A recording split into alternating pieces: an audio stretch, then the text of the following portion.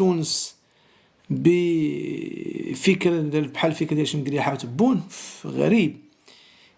تونس البلد العريق، تونس البلد اللي فيه نخبة مثقفة من العيار الثقيل، ونخبة سياسية قوية، ومجتمع حي.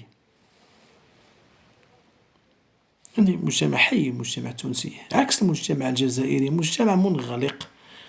النخبة المثقفة الجزائرية ضعيفة، والنخبة السياسية الجزائرية ضعيفة جدا، ولا يمكن بأي شكل من الأشكال أن تقارنها